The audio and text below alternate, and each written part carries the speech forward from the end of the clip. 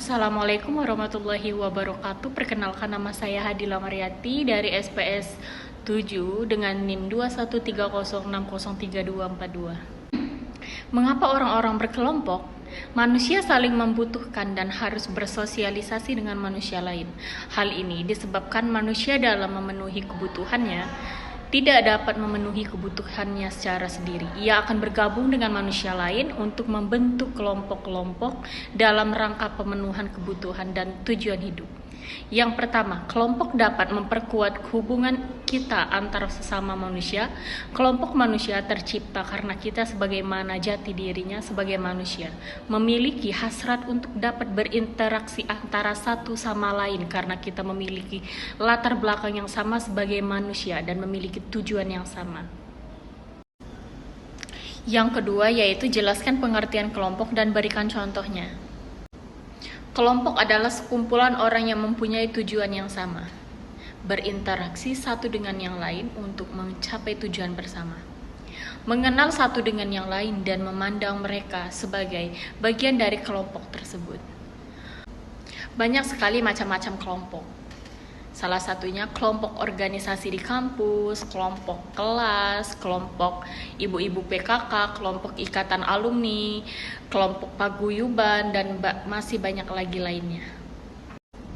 Nomor 3, jelaskan perbedaan kelompok formal dan kelompok informal, serta berikan contoh konkretnya. Kelompok formal adalah kelompok yang dibentuk oleh manajemen suatu perusahaan atau organisasi untuk menyelesaikan suatu tugas. Sedangkan kelompok informal merupakan kelompok yang dibentuk oleh anggotanya itu sendiri, yang sesuai dengan kesukaan dan minat mereka.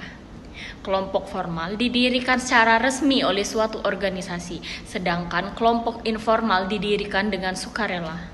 Kelompok formal memiliki ukuran yang lebih besar dan luas dibandingkan dengan kelompok informal. Struktur dari kelompok formal dibuat secara hierarkis, sedangkan kelompok informal tidak memiliki struktur. Itulah perbedaan kelompok formal dan kelompok informal. Yang keempat yaitu jelaskan 2 tahap pengembangan kelompok. Yang pertama yaitu forming atau fase pembentukan. Fase ini merupakan tahap awal terbentuknya suatu kelompok sosial. Biasanya antar anggota kelompok akan berusaha mengenal dan mendalami karakteristik satu sama lain, kemudian menunjukkan citra yang akan diterima oleh anggota kelompok lainnya. Yang kedua yaitu storming atau fase konflik. Ketika dalam proses saling memahami karakteristik satu sama lain, seringkali terjadi perbedaan pendapat dan kepentingan yang akan memicu terjadinya konflik. Itu artinya kelompok tersebut sudah memasuki tahap storming. Yang kelima yaitu jelaskan bagaimana interaksi kelompok berlangsung. Interaksi kelompok dengan kelompok merupakan pertemuan antara 2 kelompok atau lebih dengan kelompok yang berbeda untuk mengkomunikasikan hal yang berkaitan namun sifatnya bukan hal pribadi, namun untuk kepentingan kelompok itu sendiri. Yang keenam, sebutkan karakteristik kelompok yang penting dalam organisasi. Karakteristik kelompok sosial. 1. Harus adanya kesadaran bagi setiap anggota sebagai bagian dari kelompoknya. 2. Adanya timbal balik antara individu dan kelompoknya. Yang ketiga, terdapat kesamaan faktor sehingga mampu mempererat hubungan sosial mereka di dalam kelompoknya. Yang keempat, terstruktur, memiliki kaidah dan pola perilaku yang berbeda membedakannya dari kelompok lain. Yang kelima, orientasi dalam mencapai tujuan diketahui dan disepakati bersama. Yang ketujuh, bagaimana pengambilan keputusan dalam kelompok berlangsung.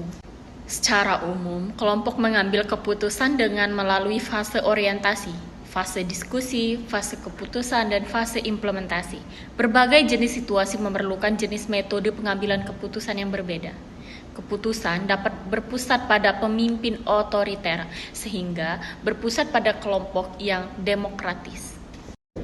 Yang kedelapan, yaitu apa yang dimaksud dengan hubungan kelompok terhadap kinerja.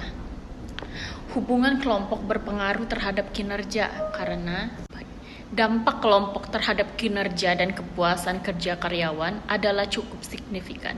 Interaksi karyawan terhadap kelompok tertentu mampu mempengaruhi cara pikir dan pandangnya tentang hal-hal tertentu, termasuk tanggung jawab kerja yang diembankan kepadanya. Jika ia memperoleh pengaruh yang buruk, maka performanya kerjanya tentu akan menurun.